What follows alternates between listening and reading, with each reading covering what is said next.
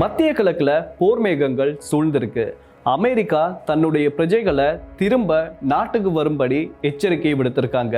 இந்த பதற்றமான சூழ்நிலை ஆரம்பிச்ச சில நாள்லேயே இந்த நிலைமை மோசமாறதுக்கு காரணம் என்ன, இதுக்கப்புறமா என்ன நடக்க போகுது அப்படின்றத இந்த வீடியோல பார்க்கலாம்.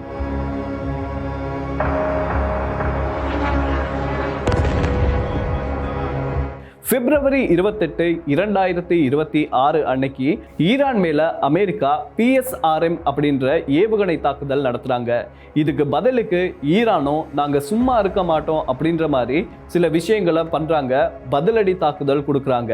அதுவும் வளைகுடா நாடுகள்ல US பேஸ் எல்லாம் இருக்கு இல்லையா, அதை இலக்கு வச்சு தாக்குதல் நடத்துறாங்க. அதே மாதிரி ஈரானுடைய படை எந்த நேரத்திலையும் தாக்குதல் நடத்தலாம் அப்படின்னு அமெரிக்காக்கு உளவுத்துறை எச்சரித்ததாகவும் சொல்றாங்க. இதனால்தான் கட்டார், குவைத், ஜோர்டன் உட்பட 14 நாடுகள்ல இருக்க அமெரிக்கர்களை உடனடியாக நாட்டுக்கு திரும்புங்க அப்படின்னு அமெரிக்க அரசு அறிவிச்சிருக்கு. இது நமக்கு பார்க்கிறதுக்கு ஈஸியா தெரியலாம், ஆனா இது எவ்வளவு சீரியஸான மேட்டர் அப்படின்னு பாத்தீங்கன்னா, இன்னைக்கு பல நாடுகள்ல அமெரிக்கன் எம்பசி மூடப்பட்டிருக்கு. அதே மாதிரி சர்வதேச ரீதியா 20,000 விமானங்கள் ரத்து செய்யப்பட்டிருக்கு. ரத்து செய்யப்பட்டிருக்க இந்த நேரத்துல 2 லட்சத்துக்கும் மேற்பட்ட அமெரிக்கர்கள் வளைகுடா நாட்டுல சிக்கி இருக்கிறதாகவும் தகவல்கள் வெளியாகி இருக்கு. இதுக்கு அமெரிக்கா தங்களுடைய ராணுவ விமானத்தை அனுப்பி அப்படி சிக்கி இருக்க அமெரிக்கர்களை திருப்பி நாட்டுக்கு கொண்டு வரதுக்கும் நடவடிக்கைகளை எடுத்திருக்கு. அமெரிக்கா இந்த மாதிரியான நடவடிக்கைகளை ஈடுபட்டு இருக்கும் போது ஈரான் தங்களை தாக்கினதுக்கு பதிலடி கொடுக்கணும் அப்படின்ற வெறியோடு இருக்காங்க அப்படின்னு தான் சொல்லணும்.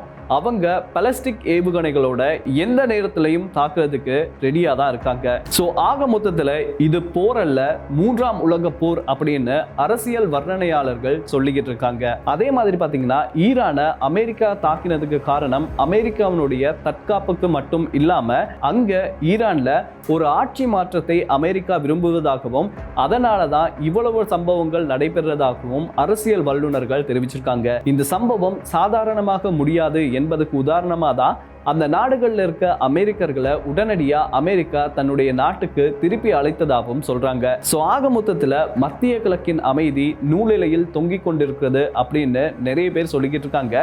இந்த வீடியோ பத்தி நீங்க என்ன நினைக்கிறீங்க அப்படின்றத மறக்காம கமெண்ட்ஸ்ல சொல்லுங்க.